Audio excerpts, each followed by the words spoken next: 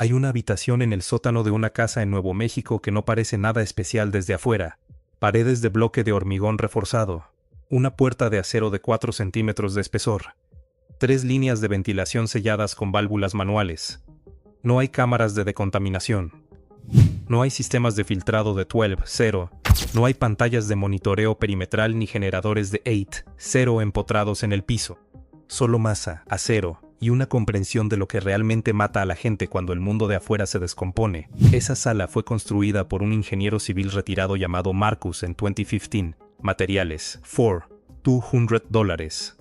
Mano de obra: él mismo 2 fines de semana, con ayuda de su cuñado. Desde entonces ha sobrevivido 2 tornados de categoría F3 que destruyeron estructuras a menos de 400 metros. Un incendio forestal que carbonizó el perímetro de su propiedad hasta 30 metros de la puerta trasera, y un corte de suministro eléctrico que duró 19 días durante una tormenta invernal que mató a 47 personas en su condado. Sus vecinos, los que compraron los búnkeres prefabricados de acero corrugado que venden en línea por entre 35, 0 y Ninde, $0, pasaron esa tormenta rezando para que sus bombas de achique no fallaran. 2 de ellas fallaron. Voy a explicarte exactamente por qué lo que Marcus construyó funciona mejor. Y cuando termines de ver esto, vas a entender algo sobre la industria del refugio de emergencia que no va a gustarte. Para entender el problema, necesitas entender qué es lo que realmente falla cuando un búnker falla.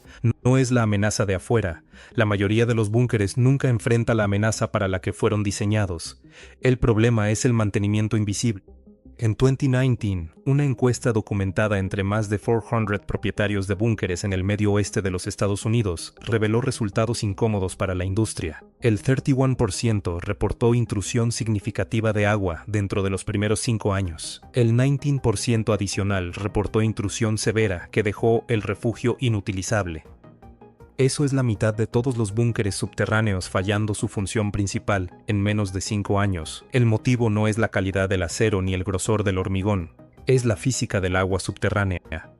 Cada centímetro cúbico de suelo saturado ejerce presión constante, continua, sin descanso, contra cualquier estructura enterrada.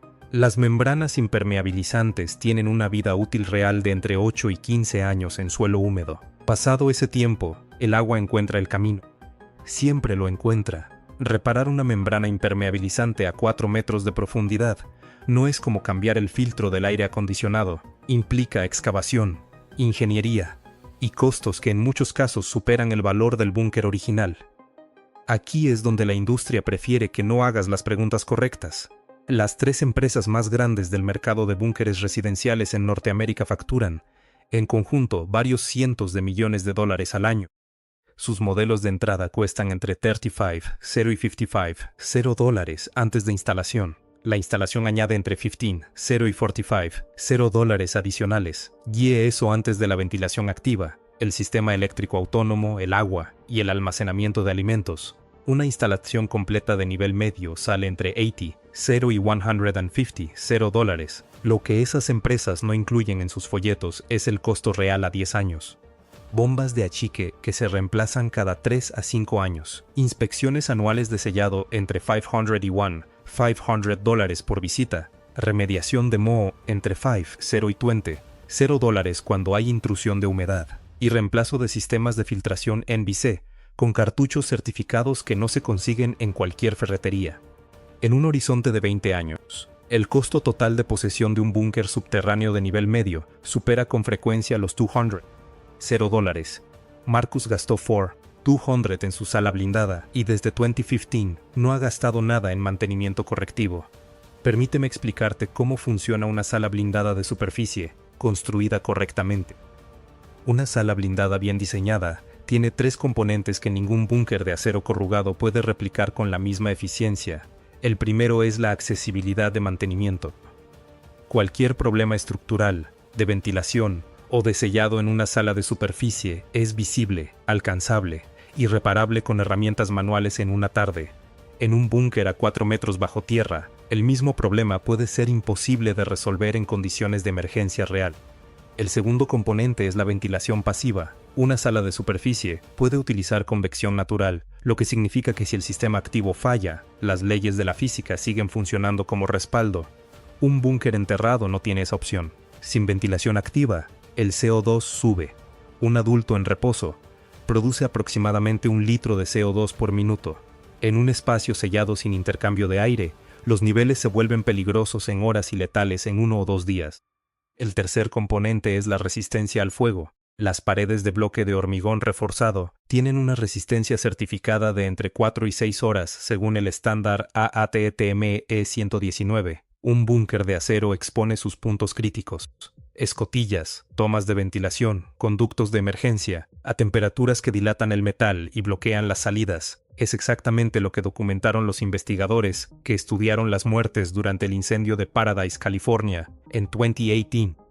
No fue el calor lo que atrapó a la gente, fueron las escotillas que ya no abrían.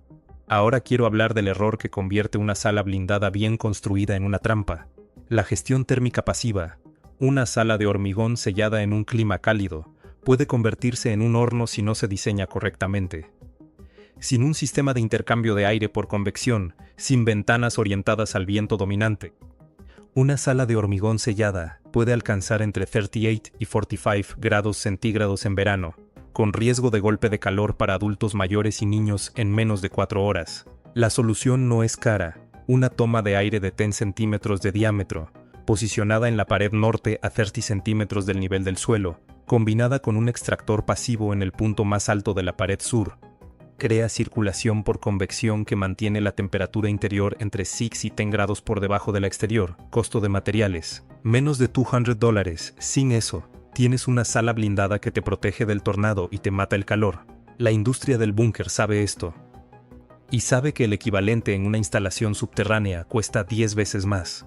Por eso no te lo cuentan cuando hablan de salas de superficie.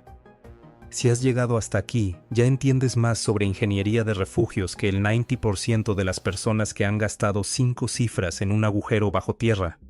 Si quieres el manual completo, con los planos exactos para 3 configuraciones de sala blindada según el tamaño del predio y el número de ocupantes, las especificaciones de mezcla de hormigón para paredes de resistencia balística real, los cálculos de ventilación pasiva para climas cálidos, templados y fríos, la lista de puertas de acero certificadas disponibles en mercado secundario, por entre $600 y $800, los errores documentados en más de 300 construcciones que resultaron en fallo estructural o trampa térmica, y el protocolo de prueba de 72 horas que te dice si tu sala va a funcionar antes de que la necesites. Todo eso está en el manual, el enlace está en la descripción. Si lo que quieres es dejar de depender de una industria que necesita que sigas creyendo que la profundidad es seguridad, ese manual es el punto de partida. Ahora déjame mostrarte el otro lado del argumento. El argumento a favor del subterráneo siempre termina en el mismo punto: la radiación nuclear. Tienen razón en ese argumento específico. Si estás dentro del radio de daño severo de una detonación nuclear, la profundidad importa. Pero aquí está el dato que nunca aparece en los catálogos de Rising Sea o Atlas Survival. Según el modelado del Rand Corporation publicado en 2021, la probabilidad de que una residencia privada promedio esté dentro del radio de destrucción severa de una detonación nuclear estratégica es de entre 1 en 800, 0 y 1 en 2, 0, 0 por año. El radio de daño total de una ojiva de 1 megatón es de aproximadamente 2.4 kilómetros. El área de los Estados Unidos es de 9.8 millones de kilómetros cuadrados. Haz la proporción. En cambio, la probabilidad de enfrentar un tornado severo, un incendio forestal o un corte de suministro prolongado en los próximos 20 años es de entre 1 en 200 y 1 en 2, 0 dependiendo de la región. La industria te vende protección contra el escenario con probabilidad de 1 en 2, 0, 0 y te cobra entre 80, 0 y 250, $0. Una sala blindada de superficie bien diseñada te da protección contra los escenarios con probabilidad de 1 en 200 por 4, $0. Esa es la proporción real. Y nadie en el negocio quiere que la calcules. Déjame contarte lo que pasó en Joplin, Missouri, el 22 de mayo de 2011. Un tornado EF5 con vientos superiores a 320 km por hora atravesó la ciudad y mató a 158 personas. El Instituto Nacional de Estándares y Tecnología pasó 2 años estudiando los datos de supervivencia. Una de sus conclusiones menos publicitadas, documentada en la página 211 del informe final. Varias familias que se refugiaron en sótanos murieron no por el viento, sino por el colapso de los sistemas de piso sobre ellos y por rupturas de líneas de gas que llenaron esos espacios con fuego. Las estructuras de hormigón monolítico dentro de la zona de impacto no mostraron fallo estructural. Las puertas permanecieron cerradas. Los techos se mantuvieron. En Moore, Oklahoma, en mayo de 2013, el Servicio Meteorológico Nacional documentó que cada muerte atribuida al tornado EF5 ocurrió en vehículos o en estructuras sin refuerzo adecuado. Ninguna persona murió dentro de una sala blindada correctamente diseñada, sobre o bajo tierra, pero los tiempos de evacuación contaron la historia real. Los sobrevivientes en estructuras subterráneas necesitaron en promedio 93 minutos para ser rescatados o para salir por sus propios medios. Los sobrevivientes en salas blindadas de superficie necesitaron en promedio 4 minutos para autoevaluarse. En un escenario real donde el peligro pasa pero el entorno inmediato es inestable, esos 89 minutos de diferencia pueden ser la distancia entre llegar a tus hijos y no llegar. Hay algo más que casi nadie en la comunidad de preparación quiere discutir abiertamente: el componente psicológico del confinamiento subterráneo. Los estudios realizados con tripulaciones de submarinos y equipos de rescate en minería documentaron un patrón consistente. Después de 72 horas de confinamiento subterráneo continuo, el cortisol sube, la calidad del sueño se degrada, los conflictos entre ocupantes se incrementan y la capacidad de toma de decisiones bajo presión disminuye. El predictor más robusto de resiliencia psicológica en confinamiento fue uno solo: el acceso a luz natural y contacto visual con el exterior. Un búnker enterrado no puede darte eso por definición. Una sala blindada de superficie puede tener troneras de vidrio balístico de 3 centímetros de grosor, que resisten impacto de rifle a más de 50 metros, mientras dejan pasar luz natural y permiten ver el perímetro. Una familia que puede ver cuándo el cielo despeja y cuándo el peligro ha pasado puede tomar decisiones y sobrevivir semanas. Una familia sellada bajo tierra, sin referencia visual del exterior, a menudo no puede aguantar 2 semanas sin una degradación psicológica severa. La industria conoce estos datos. Simplemente no hay manera de venderlos cuando el producto que ofreces es una caja de acero sin ventanas. Así que aquí estamos.